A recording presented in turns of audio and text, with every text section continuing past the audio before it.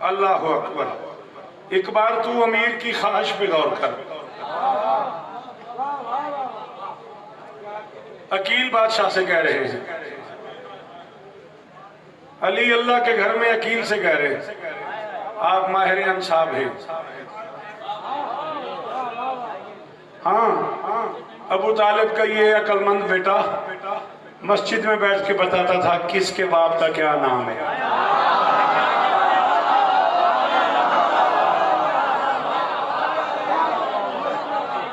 वल्द ना मालूम लोगों के लिए बड़ा वक्त होता था। आए हाय हाय, सलाम है आपको। अबू तालिब का बेटा मसनद बिछा के बैठता था, शजरे खोल के बैठता था, माहिर अंसाब था। उससे मशवरा किया अली ने, अल्लाह अकबर, मुझे जियो बेटा, सलामत रहो। कहा अकील, मुझे मदीने में ही करबलाई मोहम्मद के अली का इंतजाम करना है।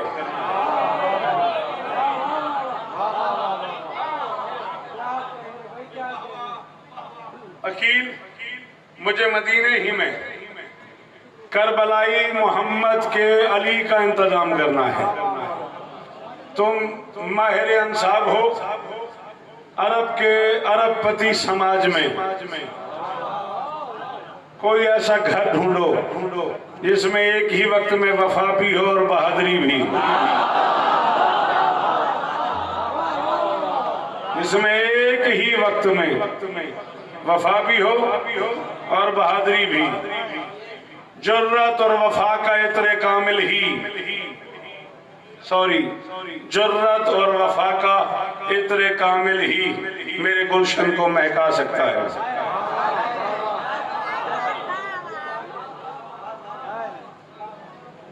हुसैन के मददगार की मां होने के लिए,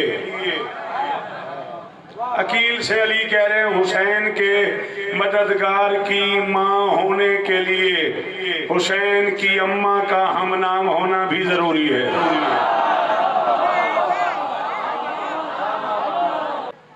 हुसैन की अम्मा का हम नाम होना भी, हुसैन के मददगार की अम्मा बनने के लिए हुसैन की अम्मा का मददगार होना भी जरूरी है, ताकि आने वाले बतले जलील को इब्ने फातिमा कहने में कोई दुश्वारी ना, ताकि आने वाले बतले जलील को इब्ने फातिमा कहने में भी कोई दुश्वारी ना हो। अकील ने कहा कमाल हो गया, ऐसे लगता है जैसे ये इंतजाम खुद हुसैन की अम्मा करके गई है।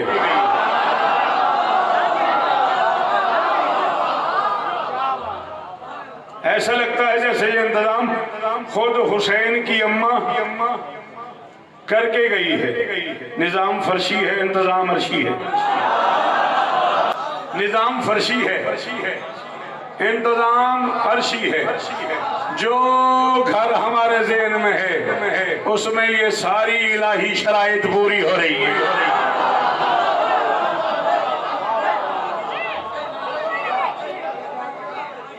जो घर हमारे ज़हन में है उसमें ये सारी इलाही शराइत पूरी हो रही है। बादशाह अकील चले, गाजी के नाना के घर पहुंचे। गाजी के नाना सरकारी हताम के घर बादशाह अकील पहुंचे। सलाम के बाद तरफैन में सलाम दुआ का तबादला हुआ। सलाम दुआ के तबादले के बाद गाजी के नाना बादशाह हताम ने दोनों हाथ बांध के कहा खैरियत। आसमान का जमीन पे आना, आसमान का जमीन पे आना समझ नहीं आ रहा। फरमाया अकील, हम चाहते थे कि तुम्हारे घर को आसमान से मुंसलिक कर दे। अकील ने कहा हजाम, हम चाहते थे तुम्हारे घर को आसमान से मुंसलिक कर दे, तुम्हें सिल के नूर में पिरो दे,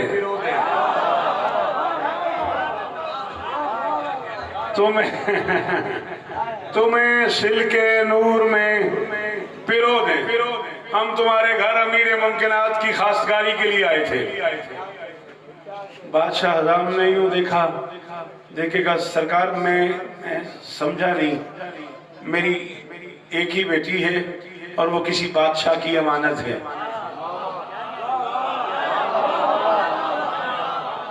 मेरी एक ही बेटी है और वो किसी बादशाह की अमानत है और मैंने उस अमानत को बड़ी दयानत से पाला है। मैंने उस अमानत को बड़ी दयानत से पाला है। मुझे नहीं समझ आ रही आप किस काम के लिए तशरीफ लाए हैं।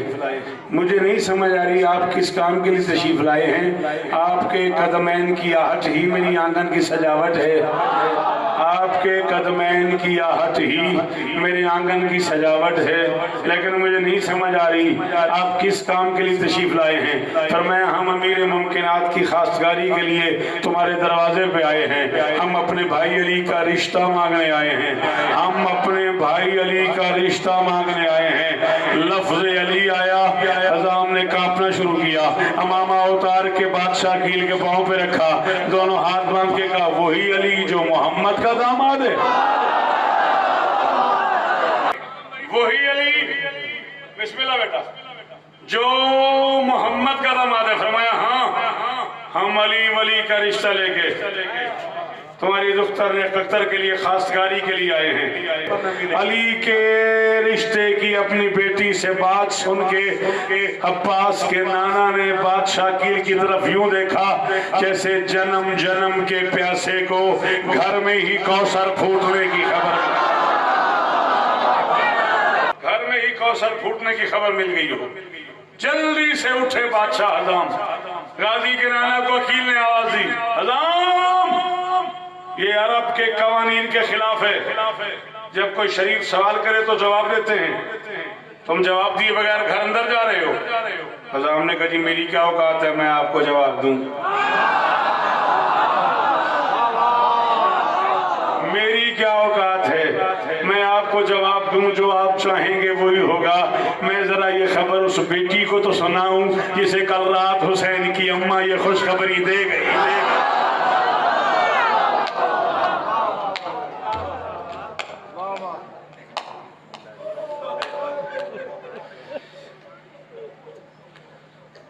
जिसे कल रात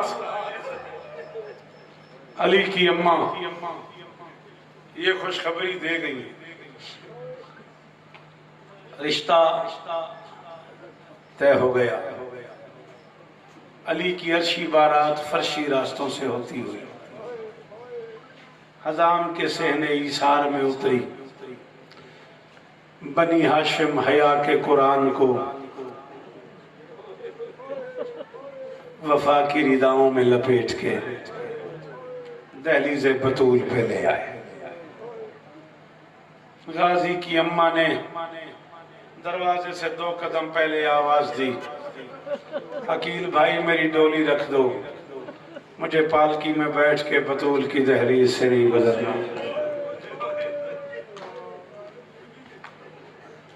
बीबी उमर बनीन कहा ना तूने,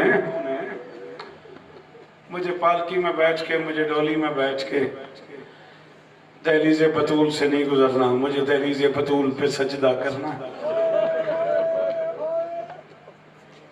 तशरीफ लाई, सजदा किया, घर में दाखिल हुई। घर की कनीजों ने बड़ी खुशियां मनाई। 15, 20, 25, 30 मिनट के इंतजार के बाद गाजी की अम्मा ने हबश की मलका से पूछा, बादशाह की बेटियां मुझे नहीं मिलेंगी? फरमाया मिलेंगी लेकिन अभी दिन है। बादशाह की बेटियां तुम्हें जरूर मिलेंगी लेकिन अभी दिन है, वो दिन में अपने हुजरों से नहीं निकलती। हाय हाय, सारी जिंदगी अब्बास को माँ यही समझाती रही, हम नौकर हैं, हुसैन सरदार है।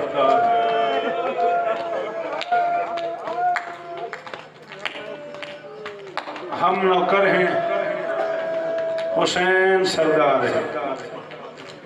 28 रजब को जब सब तैयार होके जाने लगे, एक बार कब्र बतूल पे अब्बास को ले गई गाजी की अम्मा और कहा तुझे कब्र बतूल का वास्ता, जब तक तेरे हाथ हो आलिया की चादर ना उतर।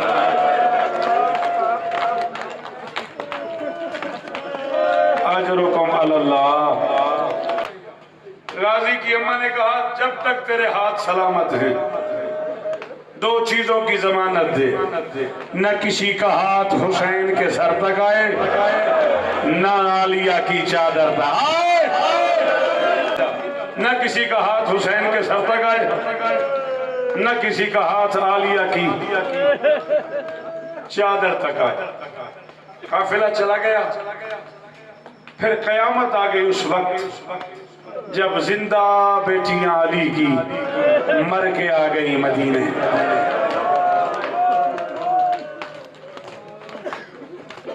कारी शबीर हुसैन जिया मरहूम चरियोट का एक बड़ा मोतबर नाम है, शेर का उन्होंने कहता जब शाम के जिंदान से घर जाएगी ज़ैनब, सुगरा से गले मिलते ही मर जाए।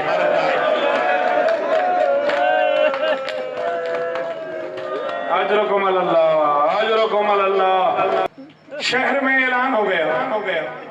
ऐलान करने वाले से अली की बेटी ने कहा बशीर तेरा बाप शायर था, तो भी शेर कहता है? उसने कहा जी बीबी। अली की बेटी ने कहा फिर तेरा मुकद्दर, तेरा बाप हमारे कसीदे लिखता था, तू हमारे नौहे लिख। तेरा बाप हमारे फजाइल पढ़ता था, तू हमारे मसाइब पढ़। सलाम है आपको। जा शहर में जाके ऐलान कर मदीने वालों, मदीने के सरदार वापस आ गए। 2 कदम चला बशीर, अली की बेटी ने आवाज दी बशीर तफसील से ऐलान नहीं करना, मेरी एक बच गई है। तफसील से ऐलान न करना, मेरी एक बच गई है, तेरा ऐलान सुन के ना मर जाए। बशीर ने शहर में ऐलान किया मदीने वालों, मदीने के सरदार वापस आ गए। बस ऐलान की देर थी। बशीर कहता मर जाता मैं ऐलान न करता। एक घर का दरवाजा खुला, उससे 6-7 साल का एक बच्चा बरामद हुआ, जिसकी सूखी चोटियां हवा में लहरा रही थी, जिसके चेहरे पे वीरानी थी, जिसका पुराना लिबास था। बशीर कहते हो मेरे करीब आया, उसने बड़े जलाल में कहा आपने खुदा तूने ऐलान किया है मदीने के सरदार वापस आ गए। बशीर कहते मैंने कहा बच्चे तू है कौन? तेरे अंदाज में गरीबी है, तेरे लहजे में जलाल है। उस बच्चे ने कहा मैं पूछ रहा हूँ तूने ऐलान किया है मदीने के सरदार वापस आ गए? कहते मैंने घबरा के हाथ बांध के कहा जी सरदार हुक्म करो। उसने कहा हुक्म वाले दिन गुजर गए। एक जमाना था जब हम हुक्म किया करते थे, अब हम गरीब हो गए हैं, हमारा राह कोई नहीं। कहता मैंने कहा तू है कौन? उसने कहा मैं अब्बास का छोटा बेटा हूँ। बाबा मुझे दादी उम्मुल बनीन की नहीं आता मातम, मैं तो जा रहा हूँ, मैं तो आखिरी जुमला पढ़ लूँ। मैं अब्बास का छोटा बेटा हूँ। बाबा मुझे दादी उम्मुल बनीन की नौकरी के लिए छोड़ गए थे, तूने ऐलान किया है मदीने के सरदार वापस आके काशिफ शाह एक बारी गाजी का वास्ता सिर चाहिए मुर्शिद, अरे बेकुमार मुझे देखना है गाजी का वास्ता, खत्म हो गई मेरी आज की नौकरी। कहते हाँ मैंने ऐलान किया है मदीने के सरदार वापस आ गए। कहते उस बच्चे ने कहा वो सामने दरवाजा है ना, वहां तक जरा चल, उस दरवाजे के पीछे 2 बूढ़ी मस्तूरात हैं, वो तेरा इंतजार कर रही है। एक 55 साल की बुढ़िया, एक 7 साल की बुढ़िया, एक गाजी की अम्मा, एक अकबर की बहन, दोनों तेरा इंतजार कर रही हैं। कहते मैं दरवाजे पे पहुंचा, मैंने दोनों हाथ माथे पे रखे कहा सलाम अलैके या उम्मुल अब्बास। और गाजी की अम्मा मेरा सलाम जारी। कहते अंदर से उस बीबी ने कहा आपने खुदा तूने ऐलान किया है मदीने के सरदार वापस आ गए? कहते मैंने कहा हाँ मदीने के सरदार वापस आ गए। कहते उस बीबी ने कहा अच्छा फिर पता अब्बास आया? रो हो तेरी अपनी मर्जी, जुमला मैं आखिरी पढ़ रहा हूँ। ये बता अब्बास आया? कहते मैंने तड़प के कहा बीबी इस बच्चे ने तेरा जो तारुफ करवाया है ना, तेरा ये सवाल मुझे समझ नहीं आया। इस बच्चे ने कहा तू गाजी की माँ है, अगर तू गाजी की माँ है तो हुसैन का पूछती, तू अकबर का पूछती, तू कासिम का पूछती, तू आलिया बिनते अली का पूछती, तू अली की बेटी का पूछती, तूने तो अपने अब्बास का पूछ लिया। पता नहीं कितना बड़ा है वो बंदा, आप जो हाय ना करे। कहते उस बीबी ने कहा मैं बूढ़ी हो गई हूँ, मुझसे ज्यादा बोला नहीं जाता, अब्बास का इसलिए पूछ रही हूँ। अगर अब्बास आ गया तो सारे आ गए, अगर अब्बास आ गया तो फिर हुसैन भी आ गया, फिर अकबर भी आ गया, फिर कासिम भी आ गया, फिर असगर भी आ गया, फिर मेरी शहजादियां भी आ गई। और अगर अब्बास नहीं आया तो फिर कोई नहीं आया। आखिरी जुमला मातम हुसैन शुरू हो जाएगा। कहते मैंने कहा नहीं बीबी अब्बास मारे गए। उस बीबी ने एकदम चुप कर ली। मैंने फिर कहा अब्बास मारे गए, खत्म। उस बीबी ने फिर चुप कर ली। मैंने कहा बीबी बोलती नहीं है, मैं कह रहा हूँ अब्बास मारे गए, बोलती क्यों नहीं? कहते उस बीबी ने आहिस्ते से कहा अगर अब्बास मारे गए फिर ज़ैनब का क्या हुआ? अगर अब्बास मारे गए फिर अली की बेटियों का क्या हुआ? अगर अब्बास मारे गए फिर 4 साल की बच्ची का क्या हुआ?